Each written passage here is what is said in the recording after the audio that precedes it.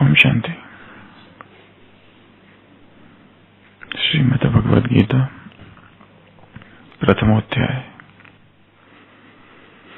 कल हमने 12 से 19 तक के श्लोक देखे थे, जिसमें शंख ध्वनि हुई थी दोनों तरफ से। आज आगे अथ व्यवस्थितान् दृष्ट्वा धातुराष्ट्रेण कपिध्वजः प्रवृत्ते शास्त्र संपाते धनुरुद्यम पांडवः ऋषिकेशं तदा वाक्यमिदमाह महीपते। अर्जुन उवाच सेनयोरुभयोर्मध्ये रथं स्थापयमेच्युत। तो इसमें अर्जुन द्वारा सेना निरीक्षण का प्रसंग है, जिसमें संजय धृतराष्ट्र से कह रहा है, हे राजन, इसके बाद कपिध्वज अर्जुन ने मोर्चा बांधकर डटे हुए धृतराष्ट्र संबंधियों को देखकर उन शस्त्र चलने की तैयारी के समय धनुष उठाकर ऋषिकेश श्री कृष्ण से यह वचन कहे, हे अच्युत, मेरे रथ को दोनों सेनाओं के बीच में खड़ा कीजिए, और जब तक कि मैं युद्ध क्षेत्र में डटे हुए युद्ध के अभिलाषी इन विपक्षी योद्धाओं को भली प्रकार देख ना लूं, इस युद्ध रूप व्यापार में मुझे किन किन के साथ युद्ध करना योग्य है, तब तक उसे खड़ा रखिए। तो यहाँ पर अर्जुन क्या कर रहे हैं? ऋषिकेश श्री कृष्ण से कह रहे हैं कि हे अच्युत, सेनयोरुभयोर्मध्ये रथम स्थापयमेच्युतम्, मेरे रथ को दोनों सेनाओं के बीच खड़ा कीजिए, और जब तक कि मैं युद्ध क्षेत्र में डटे हुए युद्ध के अभिलाषी इन विपक्षी योद्धाओं को भली प्रकार देख ना लूं कि इस युद्ध रूप व्यापार में मुझे किन किन के साथ युद्ध करना योग्य है, तब तक उसे खड़ा रखिए। 1191 भारत में जो अंतिम शासक था पृथ्वीराज चौहान, उसकी 2 राजधानियां थी, एक दिल्ली और दूसरा अजमेर। भारत पर आक्रमण हुआ था मोहम्मद गजनवी का। उसके बाद यह दूसरा आक्रांता, यवन आक्रांता भारत में आया, मोहम्मद गोरी। तराइन का युद्ध था, बैटल ऑफ तराइन फर्स्ट, जिसमें मोहम्मद गोरी की बहुत बुरी तरह से हार हुई थी, परंतु वो बच निकला था। उसे मारने का अवसर था, परंतु राजपूतों की शान इसमें थी कि जो शत्रु भाग रहा है उसे मारना नहीं चाहिए, उसे भागने दो, जाने दो, भागते हुए को नहीं मारेंगे। इसके लिए मोहम्मद गोरी बच गया। 1191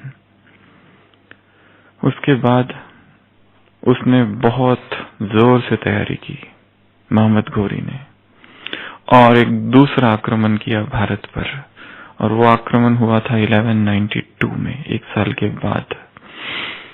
पृथ्वीराज चौहान को शायद लगा था, कहीं कहीं तो लिखा है 17 बार उसको हराया, पर बहुत सारे इतिहास के रिकॉर्ड से वो कहते हैं बस 2 ही युद्ध हुए थे, ज्यादा नहीं। तो पहली बार तो हराया, या बहुत बार हराया कुछ इतिहासकारों के मतों से। दूसरी बार पृथ्वीराज चौहान थोड़ा सा रिलैक्स हो गया। उसको लगा कि ये इतना शक्तिशाली नहीं है, क्योंकि उसकी सेना की तुलना में, मोहम्मद गोरी की सेना की तुलना में पृथ्वीराज चौहान की जो सेना थी बहुत बड़ी थी, बहुत शक्तिशाली भी थी। शत्रु को वो कमजोर समझ लिया उसने, और ये उसकी बहुत बड़ी भूल थी। शायद ऐसी भूल कि इस भूल के बाद भारत में मुगलों का शासन चालू हो गया। बैटल ऑफ तराइन तराइन का यह युद्ध जो कि मोहम्मद घोरी ने जीता, उसमें और बहुत सारे दूसरे भी तत्व है। जयचंद कन्नौज उसने भी साथ नहीं दिया, परंतु हार हो गई और पृथ्वीराज चौहान की हार अर्थात एक युग समाप्त हुआ वहां पर। शायद द्वापर की वो समाप्ति होगी वही समय, और कलयुग की शुरुआत सृष्टि चक्र के हिसाब से हो सकता है, क्योंकि उस युद्ध के बाद सारा भारत सीधा की सीधा मोहम्मद घोरी के हाथ में चला गया। किताबें लिखी गई है, जब पृथ्वीराज चौहान की हार हुई उसको वो ले गया उधर गजनी, पर हमारी कथा ये भी कहती है कि उसने पृथ्वीराज चौहान ने और उसके मित्र चांद बरदाई ने मोहम्मद घोरी को मार दिया। मार भले दिया, परंतु वो खुद भी तो मर गया और भारत में हिंदू शासकों का अंत हो गया। अंतिम शासक पृथ्वीराज चौहान, प्रथम शासक सम्राट अशोक, और वहां से मुगलों का शासन चालू हो गया। यहाँ अर्जुन क्या कर रहा है? अर्जुन क्या कर रहा है? क्या कह रहा है श्री कृष्ण से? सेना योरु भयोर मध्य रथम स्थापय मेच्युतम। वो कहता है ये समय तो वैसे शस्त्र चलाने का है। ऋषिकेशम तद वाक्यमिदमाह महीपते। वो कहता है कि मेरे रथ को सेना के मध्य में ले चलो। क्यों ले चलो? क्योंकि मैं युद्ध क्षेत्र में डटे हुए युद्ध के अभिलाषी इन विपक्षी योद्धाओं को भली प्रकार देख न लूं कि इस युद्ध रूप व्यापार में मुझे किन किन के साथ युद्ध करना योग्य है, तब तक उसे खड़ा रखिए। क्या कह रहा है अर्जुन? कि मेरे युद्ध को दोनों सेनाओं के मध्य में खड़ा कीजिए ताकि मैं देख सकूं, जान सकूं, समझ सकूं, निरीक्षण कर सकूं, ऑब्जर्व कर सकूं कि मुझे किस किस के साथ लड़ना है। और जब जब योद्धाओं ने, जब जब आक्रांताओं में, जब जब संसार में जो भी महान आत्माएं हुई है, जो युद्ध के लिए निकली है, जिन्होंने अपने शत्रु को नहीं जाना, नहीं समझा, शत्रु की स्टडी नहीं की, तो उनकी हार वैसे ही होगी जैसे 1192 में पृथ्वीराज चौहान की बैटल ऑफ टराइन 2 में हार होगी और सारा भारत मुगलों के शासन में चला गया। क्योंकि शत्रु को कमजोर समझ लिया, ये समझ लिया कि जिनको मैंने इतनी बार हराया वो मुझे क्या हराएंगे। शत्रु को कमजोर समझ लिया और फिर हार हो गई। गीता के इस श्लोक में 20, 21 और 22 ये 3 श्लोक है। इन 3 श्लोक में अर्जुन कह रहा है, हे ऋषिकेश, मेरे रथ को दोनों सेनाओं के बीच में खड़ा कीजिए ताकि मैं ऑब्जर्व कर सकूं, राइट ऑब्जर्वरशिप। जब तक व्यक्ति ऑब्जर्व नहीं करता और डिटैच होकर नहीं देखता, शत्रु का सामना नहीं किया जा सकता है। और जब जब व्यक्ति डिटैच होकर देखता है, वहां पर क्रोध नहीं हो सकता, पक्षपात नहीं हो सकता, बायस नहीं हो सकता है, प्रेजुडिस नहीं हो सकता है। इसलिए वो कहता है मुझे देखने दो, देखना। तो यहाँ ये बात समझने जैसी है कि जिनके साथ हमें युद्ध करना है या जिनको हमें हराना है, उनको क्या करना है? देखना है, जानना है, समझना है। जगदीश भाई ने कई बार कहा है कि भगवान को जानना, पहचानना, मानना बहुत कठिन है। कोटों में कोई और कोई में कोई कर सकता है, परंतु माया को देखना, जानना, पहचानना उन कोटों में कोई और कोटों में कोई में से भी कोई या उन कोई में से भी कोई ही कर सकता है, सब नहीं। तो निरीक्षण और साक्षी भाव, ऑब्जर्व और डिटैच्ड ऑब्जर्वरशिप, ये दो चीजें सबसे ज्यादा महत्वपूर्ण है। इसके पहले कि हम इस चर्चा में उतरे, यहाँ एक बात बहुत अच्छी जो कही हुई है, अर्जुन के लिए नाम दिया है कपिध्वज। कपिध्वज, कपिध्वज अर्थात जिसके झंडे पर कपि हो, अर्थात हनुमान हो। यहाँ पर एक दो प्रसंग बहुत महत्वपूर्ण है। सबसे पहले तो जिसकी बाबा मुरलियों में चर्चा करते हैं कि महाभारत का युद्ध पूरा हो गया है, सब कुछ समाप्त हो गया है, अर्जुन भी हार चुका है, उन भीलों के द्वारा सारा राज्य अर्जुन का पोता परीक्षित को दे दिया और सारे पांडव कहाँ चल पड़े? पहाड़ों के ओर। बाबा कहते हैं पांडव गल मरे। सबसे पहले नकुल गिरता है, सहदेव गिरता है, उसके बाद में द्रौपदी, उसके बाद में चौथे नंबर पर अर्जुन गिरता है। अर्जुन जब गिरता है तो भीम पूछता है धृतराष्ट्र से कि अर्जुन क्यों गिर गया? अर्जुन क्या स्वर्ग में जाने के योग्य नहीं है? युधिष्ठिर कहता है कि अर्जुन इसलिए गिरा क्योंकि उसमें अहंकार बहुत था। द्रौपदी इसलिए गिरी कि पांचों पतियों में एक के प्रति ज्यादा प्रेम था। ये दो उत्तर युधिष्ठिर देता है अर्जुन को। अर्जुन में एक सूक्ष्म अहंकार होता है हमेशा ही कि मैं सर्वश्रेष्ठ हूँ, मैं सबसे शक्तिशाली हूँ, मैं सबसे महान हूँ। एक दूसरा प्रसंग है क्योंकि कपिध्वज कहा है अर्जुन को। कपिध्वज अर्थात जिसके रथ का ध्वज में कपि है, अर्थात हनुमान है। महाभारत का युद्ध पूरा हो जाता है, 18 दिन पूरे हो जाते हैं। उसके बाद में दुर्योधन की मृत्यु हो जाती है। अर्जुन रथ पर है, कृष्ण अर्जुन से कहते हैं कि तुम उतरो। अर्जुन रथ से उतरता है, कृष्ण घोड़ों को छोड़ देते हैं और वो खुद भी उतरते हैं, और जैसे ही कृष्ण उतरते हैं वो रथ जलकर भस्म हो जाता है, भयंकर अग्नि प्रकट होती है। तो अर्जुन पूछता है ये क्या है? कृष्ण उससे कहते हैं ये रथ जिस पर तुम सवार थे कब का नष्ट हो चुका था, द्रोण और भीष्म के ब्रह्मास्त्र और बाकी सब अस्त्रों के कारण। ये तो केवल मेरी शक्ति थी जिसके वजह से ये रथ पर तुम थे और रथ जीवंत था, नहीं तो रथ तो कब से नष्ट हो चुका था। इस ज्ञान और योग के जीवन में, इस ब्राह्मण जीवन में कोई अगर ये सोचे मैं ये कर रहा हूं, मैं पुरुषार्थ कर रहा हूं, ये सेवाएं मैं कर रहा हूं, मेरे द्वारा ये सेवाएं हो रही है, तो ये स्थिति अर्जुन की सी है। अर्जुन को गिरना पड़ा इसी अहंकार के कारण कि मैं कर रहा हूं, जबकि करने वाला कोई और ही था। जो भयंकर सीन दिखाया हुआ है, वो रथ ऐसे जल रहा है जैसे हजारों ब्रह्मास्त्र उसमें है। कपिध्वज। और एक बात यहां पर है समझ लेने जैसी। कृष्ण पहले अर्जुन उतरता है, जैसे ही अर्जुन उतरता है वो जो ध्वज होता है अर्जुन के रथ में जिसमें हनुमान होता है वो उड़ जाता है।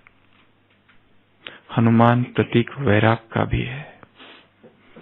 जिस रथ में ध्वज वैराग का होगा उसकी कभी हार नहीं हो सकती।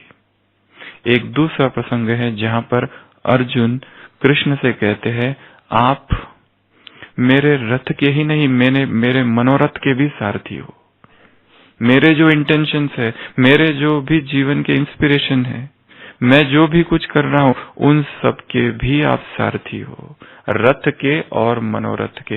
भगवान को अपने रथ का भी सारथी बनाना और भगवान को अपने डिजायर्स, इच्छाएं, एम्स, गोल्स, मोटिवेशन, इंस्पिरेशंस उसका भी सारथी बनाना, ताकि उनको चलाने वाला भी वो रहे। रथ और मनोरथ दोनों का सारथी भगवान है। तो कपिध्वज का ये अर्थ यहां पर है। अभी अर्जुन कहता है कि मेरे रथ को दो सेनाएं हैं उसके बीच में खड़ा करो। यहां पर ऑब्जर्वर निरीक्षण करना चाहता है। इसलिए नहीं कि मैं उन्हें कैसे मारूं, ये क्रोध नहीं है, केवल देखना चाहता है। वो साक्षी होकर देखना चाहता है कि मैं जानूं तो सही मुझे किस किस से लड़ना है। ये अभ्यास सबसे अधिक महत्वपूर्ण है, डिटैच्ड ऑब्जर्वरशिप का, साक्षी भाव का।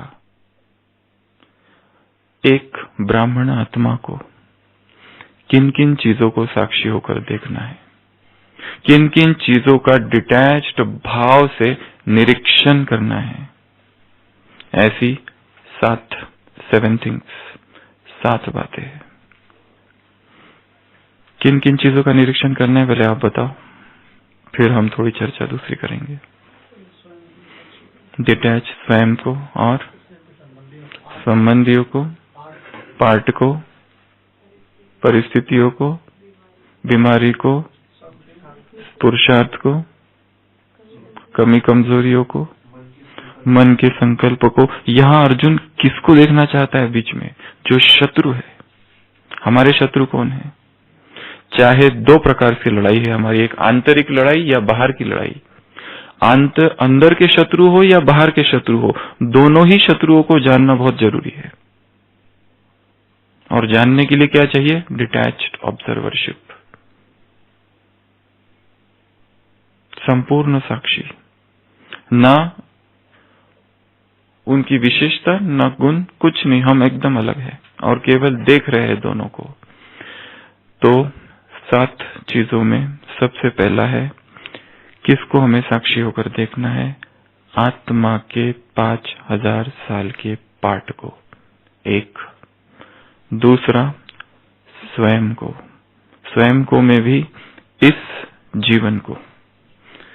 तीसरा भगवान के पाठ को। चौथा इस यज्ञ को। 5वां प्रकृति को।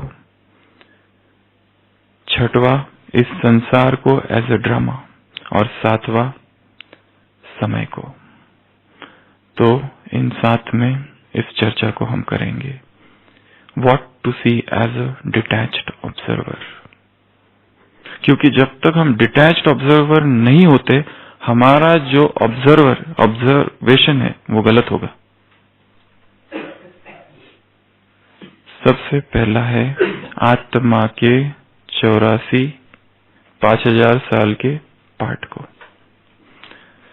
जो हमें बाबा ने हमेशा कहा है, क्या करो? देखना। जो हम सभी कर रहे हैं, इसकी हम ज्यादा चर्चा नहीं करेंगे। ज्यादा चर्चा हमें सेकंड पॉइंट की करनी है। मैं आत्मा और मैं अपने सारे पार्ट को देख रही हूँ। परमधाम, परमधाम से नीचे उतरी, सतयुग, त्रेता, द्वापर, कलयुग, संगम, परमधाम से परमधाम तक के पार्ट को, घर से घर तक के पार्ट को। परसों की मुरली, घर को याद करना मुश्किल नहीं है, घर को याद करना मुश्किल नहीं होता है। घर से घर तक की यात्रा, इसको साक्षी होकर देखना, ये सबसे पहला साक्षी भाव है। The first detached observer is to see soul journey of souls journey of 5000 years, ये पहला। दूसरा है स्वयं के वर्तमान जीवन को, ये सबसे महत्व है जिसकी हमें आज चर्चा करनी है। इसमें 3 बातें हैं, पास्ट, प्रेजेंट और फ्यूचर।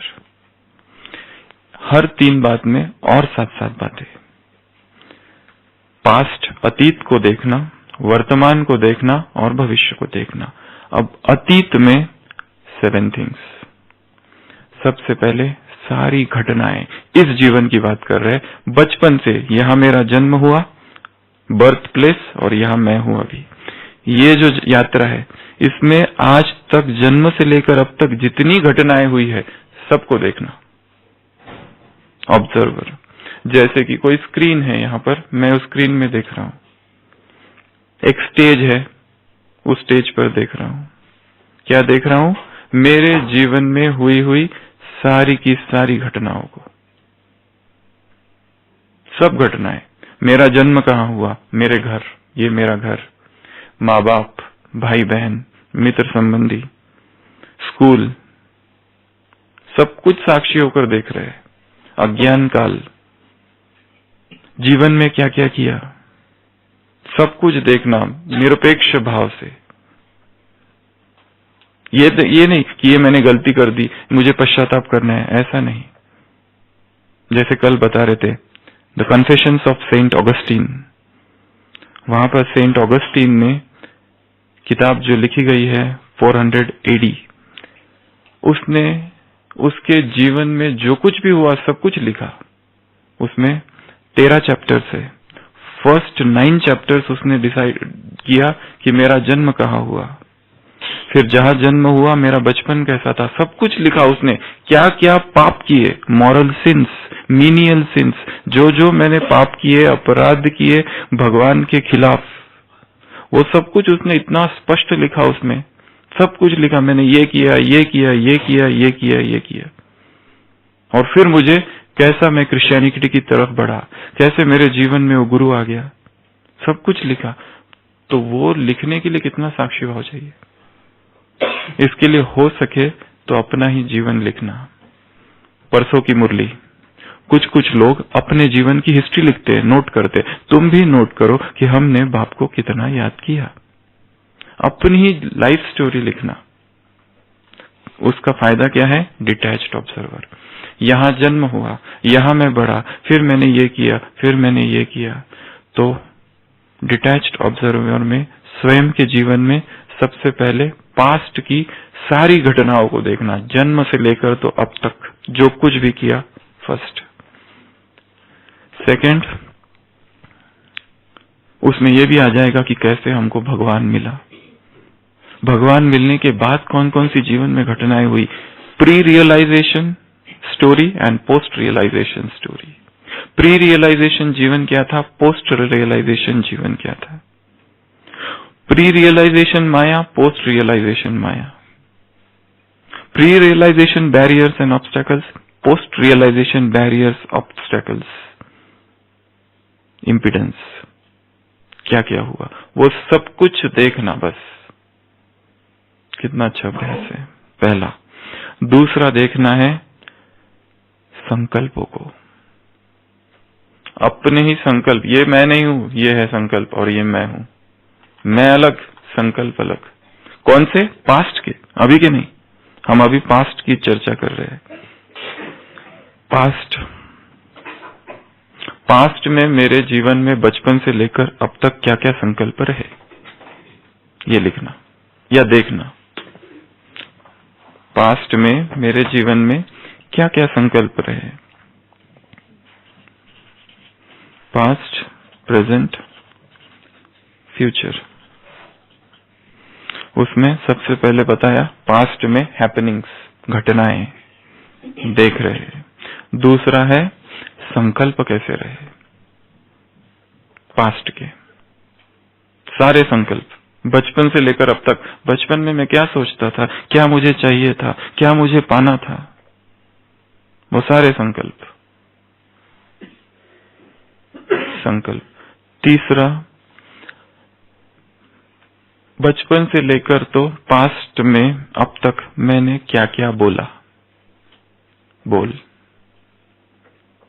मेरे बोल कौन से वो बोल थे जिनसे जीवन में क्या हो गया, तूफान खड़ा हो गया, द्वंद खड़ा हो गया। एक अंग्रेजी ऑथर लिखता है, I have always repented for what I have spoken and never for what I did not. जब मुझे लगा कि मैं उसके लिए पश्चाताप कभी नहीं किया, जो विचार तो विकार के आए परंतु मैंने बोले नहीं, क्रोध के विचार है परंतु बोला नहीं। पश्चाताप मैंने हमेशा उस चीज के लिए किया जो मैंने बोल दिया। इसके लिए न बोलना कितना अच्छा है, बोलने से। महात्मा गांधी ने अपनी ऑटोबायोग्राफी में लिखा है, द प्रोपेंसिटी टू एग्जैगरेट और modify the truth or to suppress the truth is a natural tendency of man and silence is necessary to surmount it. हम क्या करते हैं, सत्य के साथ छेड़छाड़ करते हैं, उसको या तो दबा देते हैं, उसका रूप परिवर्तन कर देते हैं, या तो क्या करते हैं, उसको बड़ा चढ़ाकर बताते हैं। ये तीन हम में दोष है। Exaggeration, modification and suppression of truth is the natural propensity of man and silence is necessary to surmount it. हमने आज तक बचपन से लेकर अब तक क्या क्या बोला, वो बोल को साक्षी होकर देखना। ये तीसरा। चौथा, कर्म, क्या क्या किया, वो कौन से ऐसे कर्म थे जो पाप कर्म थे, नीच कर्म थे, शूद्र कर्म थे, सिंफुल एक्शंस थी और जिनकी वजह से हमें पश्चाताप करना पड़ा, उन एक्शंस को साक्षी होकर देखना।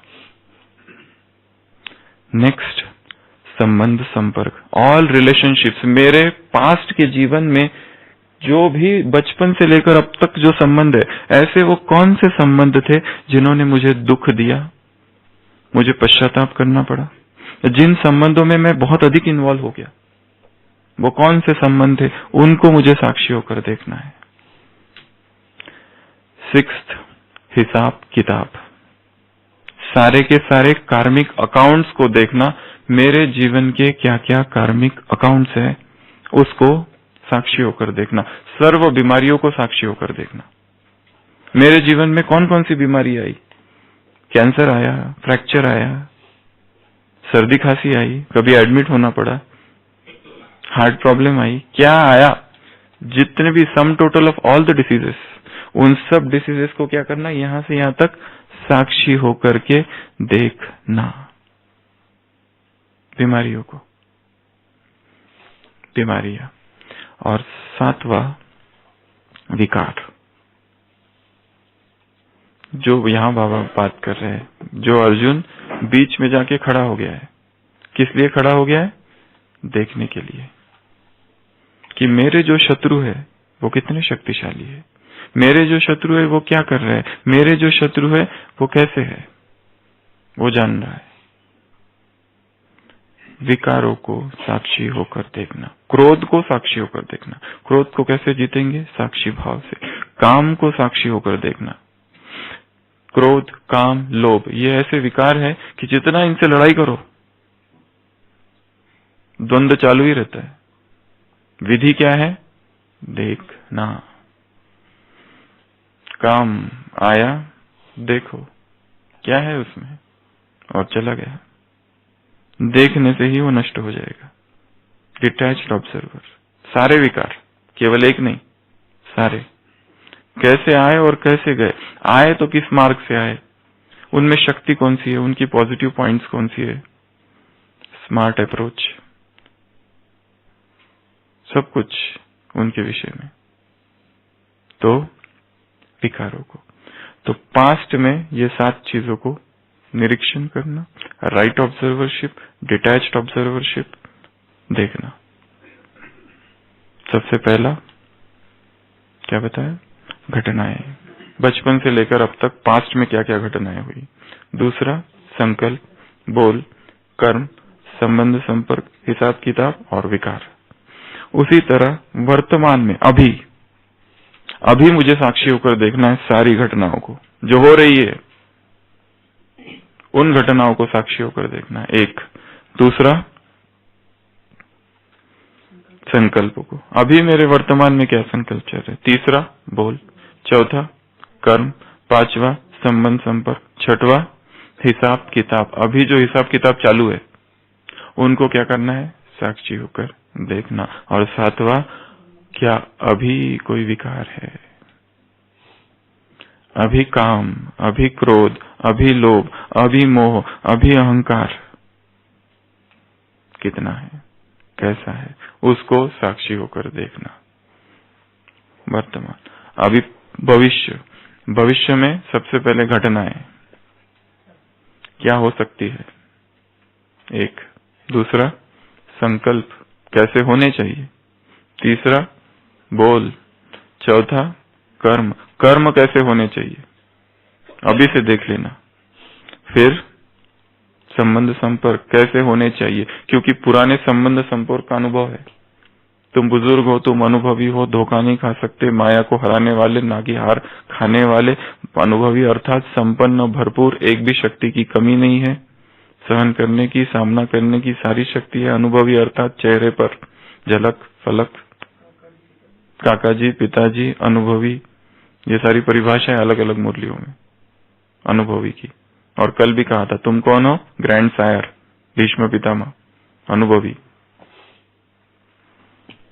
ये सारी जो है ना 7 चीजें यहाँ की, उनके आधार पर इनका एक चित्रण, उनके आधार पर भविष्य को देखना कि अगर ऐसा ही रहा तो वही परिणाम होगा जो यहां मिला। वही संकल्प रहे तो कैसा दुख मिला, अगर आगे भी रहे तो दुख मिलेगा। वही हिसाब किताब के समय दृष्टिकोण कैसा था वैसा ही यहां रहा, फिर दुख मिलेगा। यहां बीमारी आई थी, यहां फिर बीमारी आएगी, सब होगा। बीमारी में कैसी स्थिति रहेगी, क्या खुशी की टैबलेट अवेलेबल रहेगी, क्या इतना इंडेंट और स्टॉक ले रखा है, क्या इंजेक्शन उस समय ढूंढना तो नहीं पड़ेगा, इमरजेंसी में मिलेगा ही नहीं, पता ही नहीं रखा कहा था। लगाना तो है, लगाना आता भी है, पर रखा कहा है वो ही नहीं पता। और रखा था पर पता चला एक्सपायरी हो गई उसकी। तो बाबा ने कहा इंजेक्शन लगाओ बीमारी में, तो क्या करें, एक्सपायरी हो गई। अभी लगा दिया तो वही इंजेक्शन दुख बन जाएगा, बीमारी बढ़ जाएगी। ये है सेकंड। पहला बताया आत्मा के 5000 साल की जो जर्नी है, यात्रा है, उसको देखना, ऊपर से परम धाम तक, from the soul world to the soul world. ये यात्रा है, घर से घर तक, from sweet home to sweet home, ये यात्रा एक। दूसरा स्वयं, स्वयं में ये सारी बातें। तीसरा परमात्मा पार्ट को देखना, उसमें पास्ट, प्रेजेंट और फ्यूचर। पास्ट में कैसा था वो, बाबा ने कहा है, ब्रह्मा ने प्रश्न पूछा है, मेला जो है वृद्धि को पा रहा है, तो मिलन की विधि वैसी होगी या कुछ बदलाव होगा? लोन लिया हुआ शरीर है, लोन ली हुई चीज की कड़ी संभाल की जाती है, तो ये शरीर भी लोन लिया हुआ है, तो विधि वैसी होगी या बदलेगी? पास्ट में विधि परमात्मा का क्या पार्ट था, वर्तमान उसका क्या पार्ट चल रहा है, और भविष्य में उसका क्या पार्ट होगा, कैसा होगा, उसको भी साक्षी होकर देखना। जैसे भगवान आता है, सभा में बैठता है, यहाँ पर सारी सभा को कैसे देखता है? साक्षी होकर। हम उसी सभा में बैठकर उसी को साक्षी होकर देखें, उस सभा में बैठकर उसको साक्षी होकर देने का। जब भी बाबा आते हैं तो ये अभ्यास हमेशा करना है कि कैसे वो मिलता है, क्या वो सोचता होगा, क्या वो feelings of God, thoughts of God, emotions of God, plans of God, words of God, क्या शब्द है, क्या बोल है, क्या संकल्प है, क्या प्लानिंग है, करता क्या है वो, उसकी भावनाएं कैसी है, उसी को साक्षी होकर देखना। तो साक्षी भाव किसमें, निरीक्षण किसका करना है? परमात्मा के पार्ट का। पास्ट में कैसा था, अब कैसा है, और भविष्य में कैसा होगा। ये तीसरा। चौथा यज्ञ। यज्ञ में पास्ट, प्रेजेंट और फ्यूचर। पास्ट में यज्ञ क्या था, प्रेजेंट में यज्ञ क्या है, फ्यूचर में यज्ञ कैसा होगा। First generation, second generation, third generation, fourth generation, 1G, 2G, 3G, 4G, क्या चल रहा है? 4G चल रहा है, क्या 5G भी है कोई? अभी तो 4G चल रहा है। फर्स्ट जनरेशन 1936-37 से लेकर तो 1950 तक, सिंध, हैदराबाद या कराची। सेकंड जनरेशन 50 से लेकर तो 69 तक, साकार की पालना वाले या सेवा का पार्ट। थर्ड जनरेशन 69 से लेकर तो 2007 तक, दादी प्रकाश मणि। और 4G 2007 के बाद जो अभी चल रहा है। तो इन संपूर्ण यज्ञ ने कैसी कैसी करवटें बदली, क्या क्या हुआ यज्ञ में। और यज्ञ पहले कैसा था, पहले समर्पण का क्या अर्थ था, अभी समर्पण का क्या अर्थ है। पहले धारणाएं कौन सी थी, अभी धारणाएं कौन सी है। पहले प्राथमिकता क्या थी, अभी प्रायोरिटी क्या है। पहले किसे श्रेष्ठ महान समझा जाता है और अभी किसको महान श्रेष्ठ समझा जाता है। पहले पहले योग तपस्या क्या थी, अब योग तपस्या क्या है। पहले यज्ञ के बिल्डिंग मकान कैसे थे और अभी यज्ञ के बिल्डिंग मकान कैसे है। पहले यज्ञ की बिल्डिंग मकान की तरफ कैसा दृष्टिकोण था और अभी कैसा है। ये तुम्हारी कंबाइंड प्रॉपर्टी है। तो यज्ञ को भी कैसे देखना है, साक्षी होकर देखना है इस यज्ञ में क्या क्या हो रहा है, यज्ञ में क्या क्या हुआ था, अभी क्या हो रहा है और क्या क्या होगा। यज्ञ की सारी बातों को, इमारतों को, उसी हिस्ट्री हॉल को देखो कि यही वो स्थान है जहां पर साकार मुरलियां चलती थी, यही वो स्थान है। फिर बाद में हिस्ट्री हॉल में अपना मेडिटेशन हॉल में चलती थी, फिर ओम शांति भवन में चलती थी, अभी डायमंड हॉल में चल रही है। सब कुछ साक्षी होकर देखना, यज्ञ और यज्ञ से संबंधित जो भी है सब कुछ निरीक्षण करना, साक्षी होकर देखना। अगला वर्ल्ड, सारे जगत को साक्षी होकर देखना। वर्ल्ड एज अ ड्रामा, ये सारा संसार क्या है, एक ड्रामा है, एक स्टेज है। इस सारे के सारे जगत को साक्षी होकर देखना है कि क्या दिखाई दे रहा है यहां पर, संपूर्ण जगत को। ये सबसे अच्छा अभ्यास है, बैठना और देखना संसार में क्या क्या हो रहा है, संसार में क्या क्या हुआ, क्या था पहले और अब क्या हुआ, कैसे पतन हुआ संसार का और कितना तेज गति से संसार का पतन हो रहा है। संपूर्ण इन सभी चीजों को साक्षी हो, संसार में जो कुछ हुआ, इतिहास, ज्योग्राफी, हिस्ट्री, सब कुछ बैठकर देखना। तो वर्ल्ड। नेक्स्ट क्या बताया, प्रकृति को साक्षी होकर देखना। प्रकृति ने कैसा रूप बदला, सतयुग की प्रकृति को याद करो, त्रेता की प्रकृति को याद करो, कैसा सब कुछ सतो प्रधान था, कैसा सब कुछ स्वच्छ था, और अब क्या हो गया है, गाड़ी वाला आया, क्या अपना कचरा निकाल। अभी ये गीत बजता है सुबह सुबह। सतयुग में ऐसे कोई गीत बजने की आवश्यकता नहीं थी। अभी तो भगवान ही गाड़ी लेकर आया है, कचरा निकाल, स्वयं भगवान ही ये गीत गा रहा है दूसरे अर्थों में। गाड़ी वाला आया भाई, कचरा निकाल, अपने मन का कचरा निकाल बाहर। तो संपूर्ण प्रकृति को देखना, प्रकृति ने कैसा रूप बदला है, क्या क्या अत्याचार हमने प्रकृति के साथ किए हैं, इसके लिए प्रकृति ने भी बदला लिया। कैसे लिया, तुम प्रकृति के विरुद्ध गए तो क्या क्या किया उसने, क्रुद्ध हो गई है वो। पहले तो प्राकृतिक आपदा है, दूसरा सारी बीमारियां, तुम्हारा सारा खान पान प्रकृति के विरुद्ध चला गया, तुमने दूषित कर दिया प्रकृति को। क्या क्या किया, देवताओं ने जो कभी नहीं किया था वो तुमने किया है द्वापर से, इसलिए प्रकृति भी नाराज है। इसलिए जो बीमारियां अभी हो रही, मेडिकल साइंस इतना तेज एडवांस कर रहा है पर बीमारियां तो बढ़ ही रही है। कितनी बीमारियां जिसके लिए कोई इलाज ही नहीं है। तो प्रकृति को साक्षी होकर देखना, छठवां। और सातवां, समय, काल, टाइम। समय, समय क्या है, समय कैसा है, समय के क्या क्या डायमेंशंस है, the different dimensions of science. Time, उस टाइम में बहुत सारी चीजें आ जाएगी, उसमें विज्ञान आ जाएगा, सब समय अनुसार क्या क्या हुआ, उस समय को ही साक्षी होकर देख लेना।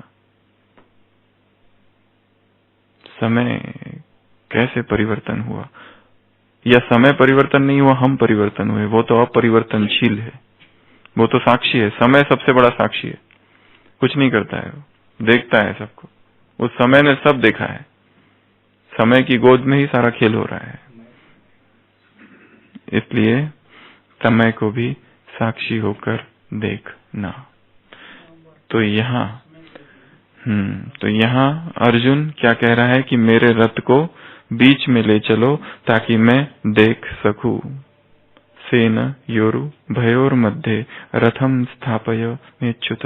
हे अच्युत, हे कभी न हारने वाले, कभी जिसकी पराजय ना हो, ऐसा अच्युतम केशवम, वो कह रहा है कि मेरे रथ को बीच में खड़ा कर दो। अपने जीवन रूपी रथ को, जिसका रथ का और मनोरथ का दोनों का सारथी स्वयं भगवान है, बीच में खड़ा करो और क्या करो?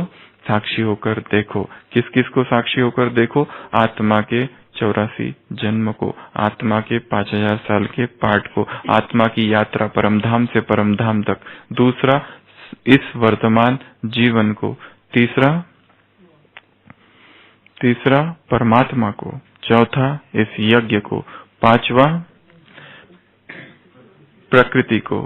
छठवा, ड्रामा दुनिया को, संपूर्ण विश्व को साक्षी होकर देखना। और लास्ट, समय को साक्षी होकर देखना। महत्वपूर्ण, स्वयं को साक्षी होकर देखने में पास्ट, प्रेजेंट और फ्यूचर। पास्ट में जीवन की सारी घटनाएं। दूसरा, पास्ट में जो भी संकल्प थे, जो भी बोल थे, जो भी कर्म थे, जो भी संबंध संपर्क थे, जो भी हिसाब किताब थे और जो भी विकार तब थे, और वो ही सारे अब साक्षी होकर देखना। अभी संबंध संपर्क कैसे है? क्या कड़वाहट है जो हमसे मिलता है? क्या दुखी होके जाता है या सुखी होके जाता है? क्या कहता है? तुम्हारे वजह से जीवन नर्क बन गया या तुम्हारे वजह से जीवन स्वर्ग बन गया? कहता है कि तू, कोई सामने सामने तो नहीं कहता है कि तुम्हारी वजह से मैं डिस्टर्ब हूं। सीधा ही कहता है। कोई कहते भी ऐसे, जब से तुम आए सारा डिस्टर्बेंस चालू हो गया, तुम नहीं थे तो बहुत अच्छे थे। ये है वर्तमान। इसको भी साक्षी होकर देखो कि अगर इससे बाहर निकलना है तो। क्योंकि जब हम बहुत इन्वॉल्व होते हैं, साक्षी भाव खो जाता है। और ये अभ्यास निरीक्षण का, साक्षी का ऐसा है कि ये करने के बाद हम उससे डिटैच हो जाते हैं, और डिटैचमेंट में ही हमको हल प्राप्त होता है। अगर इन सातों चीजों में कुछ गड़बड़ है, हमारा दृष्टिकोण हिसाब किताब में गलत है, विकारों के प्रति इतना लड़ाई कर रहे हैं, काम से इतना लड़ाई कर रहे हैं, छूट नहीं रहा है, क्योंकि उसमें उसके अंदर ही घुस में, उसके अंदर, उसके वर्तुल के अंदर ही लड़ाई हो रही है। यहीं पर जो भी कर रहे हैं इसके अंदर चल रहा है। इससे पहले बाहर निकलना पड़ेगा। यहाँ बैठकर उसको देखो तो फिर पता चलेगा इसको कैसे जीते। साक्षी भाव। और एक लास्ट बात यहाँ कहनी है, चेतना की 3 अवस्थाओं का वर्णन यहाँ है। एक है विचारहीनता, दूसरा है विचार, तीसरा है निर्विचार। सबसे लोएस्ट लेवल जो है वो, जिसमें युद्ध हो सकता है, वो है विचारहीनता, जिसमें भीम और दुर्योधन खड़े हैं। विचारहीन है, उनको बस युद्ध करना है। इस अवस्था में युद्ध किया जा सकता है। शक्तिशाली है परंतु इतने बुद्धि नहीं है उनमें। एक तरफ भीम है, एक तरफ दुर्योधन है। ये सबसे नीचे की विचारहीनता। विचार ही नहीं है यहाँ पर। उनको तो खबर ही नहीं है, उनको तो बस अपना प्रतिशोध है, अपना करना है। उसका अपमान हुआ और उसको उसके छाती का लहू पीना है, और वो जो भी है उसे अपनी प्रतिज्ञा है, जंगा तोड़नी है, छाती का लहू पीना है, बस ये प्रतिज्ञा में बद्ध है। ये इधर है और उसको उसका अपमान हुआ है, उसका बदला लेना है। ये दोनों का बहुत ही लोएस्ट लेवल है। अर्जुन थोड़ा सा बुद्धिमान है, ऊपर है, वो विचार के तल पर है। ये चेतना की थोड़ी ऊपर की अवस्था है। यहाँ वो सोच रहा है करना चाहिए नहीं करना चाहिए, करूं क्या फायदा होगा, क्या नुकसान होगा, प्रोस कॉन्स क्या क्या है, मेरिट्स डिमेरिट्स क्या क्या है, देखने तो दो मुझे, बाद में सोचेंगे। अगर युद्ध ना हो उसी में भलाई है तो शायद वही करूं। ये विचार की अवस्था है। एक तीसरी अवस्था है कृष्ण की, निर्विचार। वो चेतना की सर्वोच्च अवस्था है, सबसे बड़ी अवस्था, सर्व संपूर्ण। पहली जो लोएस्ट लेवल है और हाईएस्ट लेवल है, इसमें युद्ध हो सकता है, बीच में नहीं होता है, वो गड़बड़ वाली अवस्था है। जो निर्विचार अवस्था है वो विचारहीनता नहीं है, विचारों से पार चला गया है, साक्षी का भाव है। वहां पर कर्म है परंतु फिर भी साक्षी भाव है। वो ट्रांसेंडेंटल स्टेज है, परे ते परे ट्रांसेंड कर गई है आत्मा, ये सब विचार के भी ऊपर चली गई है। तो ये चेतना की 3 अवस्थाएं यहाँ पर। तो वो अर्जुन अभी बीच की अवस्था में सोच रहा है, करूं नहीं करूं, द्वंद्व है मन में, संघर्ष है मन में। इसके लिए उसने क्या किया, हाँ मेरे रथ को बीच में ले जाकर खड़ा करो ताकि मैं क्या करूं, देखूं, शत्रुओं को देखूं। तो ये भी एक बात यहाँ पर है। तो ये आज 3 श्लोकों की हमने चर्चा की। अभी पहला अध्याय चालू है, धीरे धीरे। मुख्य गीता तो अभी चालू ही नहीं हुई है, अभी तो अर्जुन का विषाद ही चालू है, और 40 या 44 तक और श्लोक है, वहां तक तो अर्जुन का विषाद ही है। अभी अर्जुन आगे जाके तर्क देगा, क्या करना है, मुझे क्या करना चाहिए, वो बता रहा है, और दुखी होकर गिरता है। फिर बाद में गीता चालू होगी। अभी ये बैकग्राउंड चल रहा है गीता का, भूमिका बन रही है, तैयार हो रही है भूमिका, पार्श्वभूमि है ये। अभी गीता तो चालू ही नहीं हुई है। अच्छा, ओम शांति।